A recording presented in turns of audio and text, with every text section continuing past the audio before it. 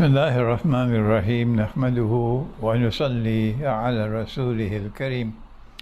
It is today the 20th day of the blessed month of Ramadan, and the juz for today go to my book, The Quran and the Moon.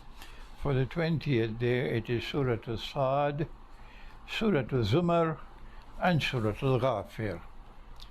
Now then, on the 20th day, remember when the 20th day comes to an end, the 20th night will begin. Lailatul, the 20th night will begin. And it is Lailatul Jum'ah. And our Prophet said, alayhi salatu wasalam, look for Lailatul Qadr on the odd nights of the last 1/3 of Ramadan. So the 21st night, which is tonight, the 23rd, the 25th, the 27th, and the 29th. So we begin today with just a brief talk on Lailatul Qadr. What is Lailatul Qadr? The night of Qadr. Qadr usually means power. He is Qadr, the one who has power. And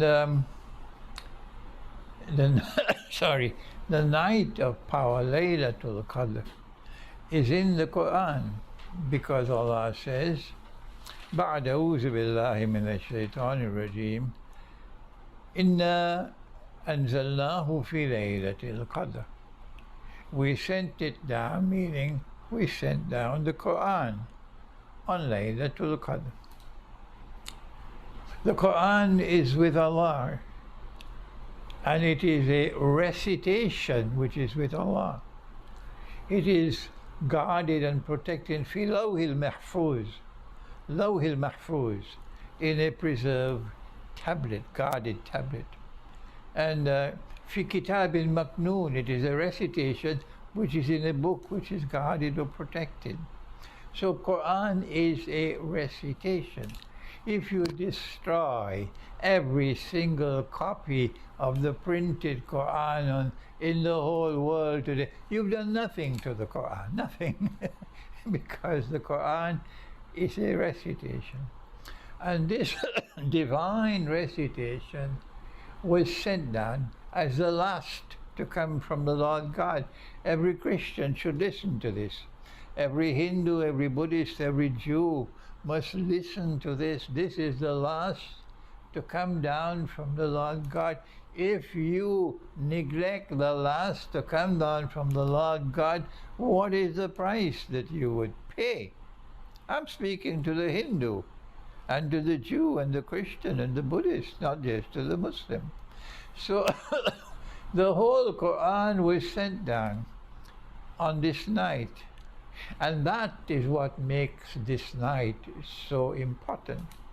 But the Quran was also revealed in the month of Ramadan, شهر رمضان الذي أنزل فيه القرآن.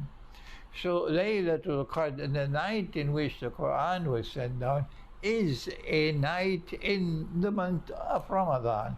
And Ramadan is not a month that comes from the Vatican, from a Gregorian calendar. Ramadan is a lunar month.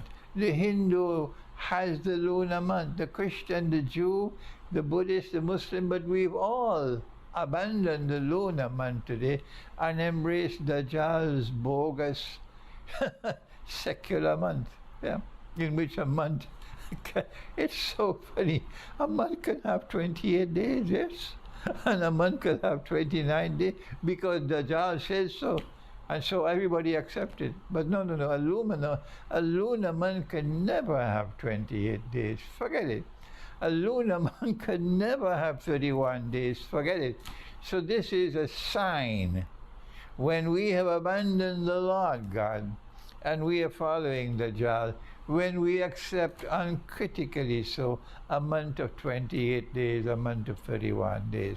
And so now back to our subject.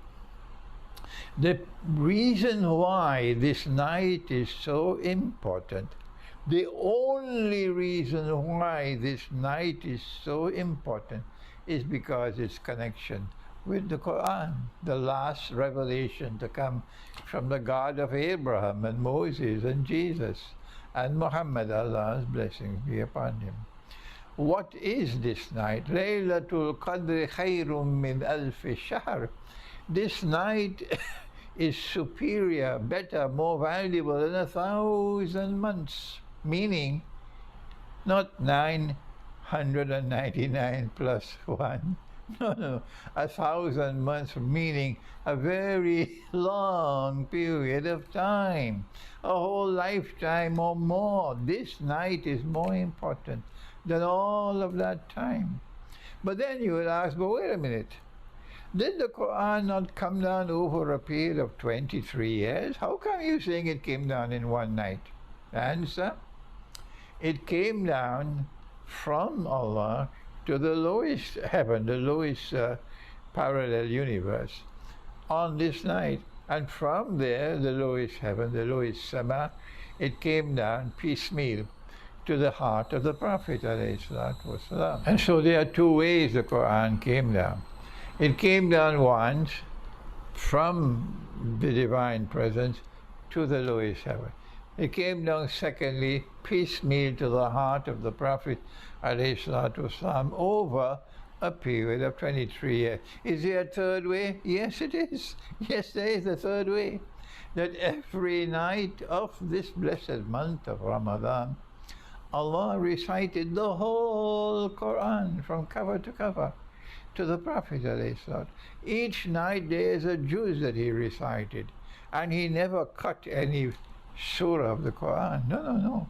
And then he completed the whole recitation in the month of Ramadan, every Ramadan except the last year of the life of the Prophet ﷺ. That's the only time that he recited the whole Quran twice. Now then, what is so important about this night, which is located in the last 1/3 of the month of Ramadan, in the odd night?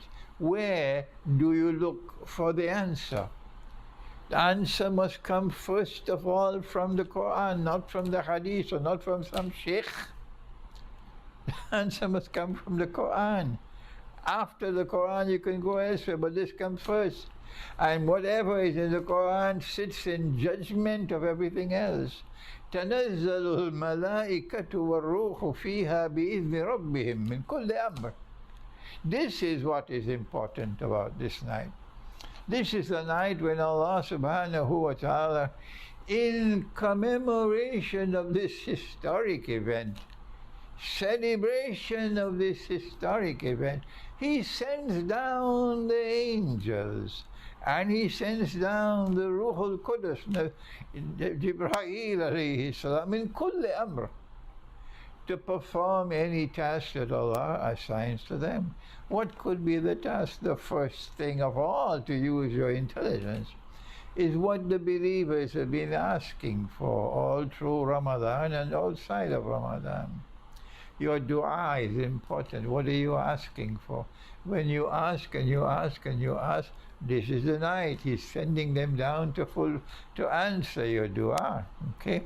The first and most important dua of all on this night, because this is the night of the Quran, is to ask for the Quran.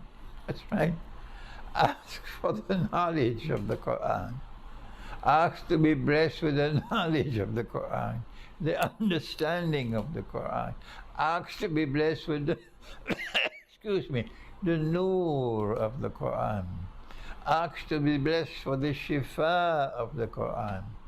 Ask to be blessed with the hidayah of the Quran. Ask for all of these things. Ask also to be protected from misguidance, from mistakes, from misunderstanding of the Quran. That you might not make a mistake in your understanding of the Quran and in your explanation of the Quran. I ask for this every time I recite the Quran. I always ask for this, for protection. Ask for the insight to be able to penetrate the Quran. These are the things to ask for. When you ask for this, then you can ask for other things.